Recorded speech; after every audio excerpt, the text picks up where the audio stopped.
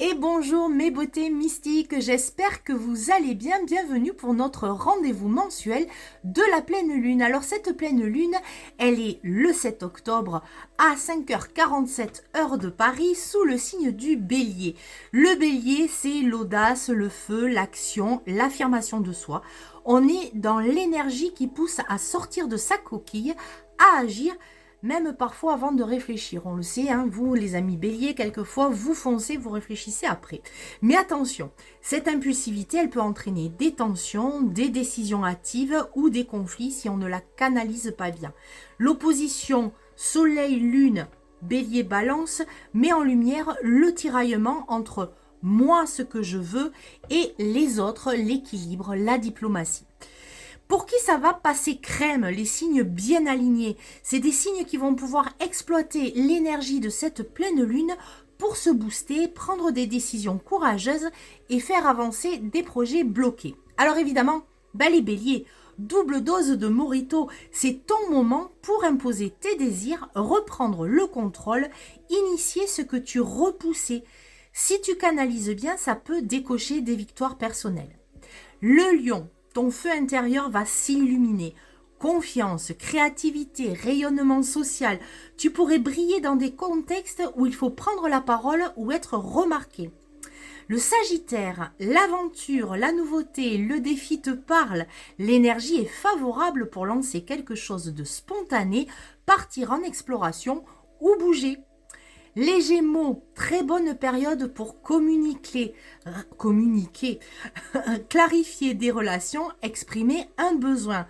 Ton côté adaptable te permet de saisir les opportunités qui se présentent.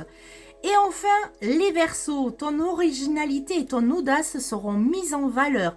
Tu pourrais trouver des idées novatrices. C'est étonnant pour les Verseaux.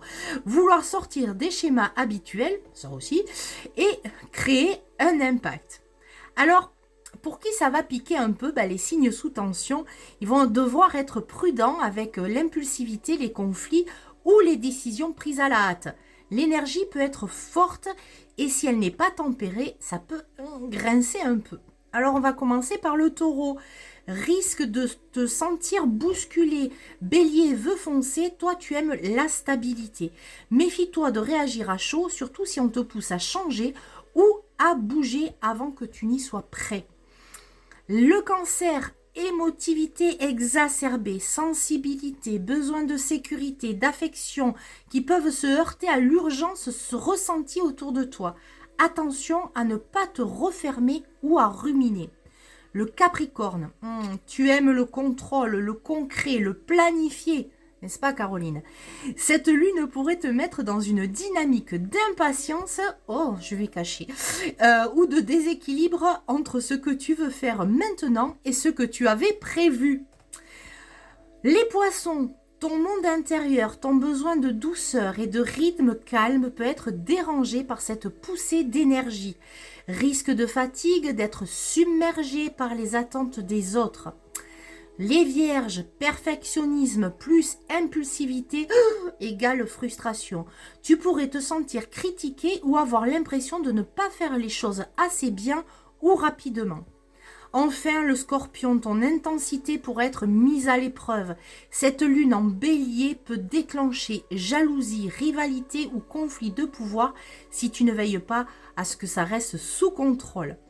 Donc, si j'ai un petit conseil, c'est la modération. Que vous soyez en signe crème ou en signe qui pique, soyez modérés. Le bélier, il veut nous aider à foncer, mais attention de toujours réfléchir un petit peu et réfléchir aussi avec son cœur. Je vous embrasse très très fort. Dites-moi pour vos signes ce que ça vous parle, si ça vous dit quelque chose. Partagez, likez comme d'habitude. Si ce n'est pas fait, abonnez-vous, mettez les notifications et puis partagez, dites-moi, vous savez que j'adore vous lire. Je vous embrasse très très fort, puis je vous dis au mois prochain pour la prochaine pleine lune.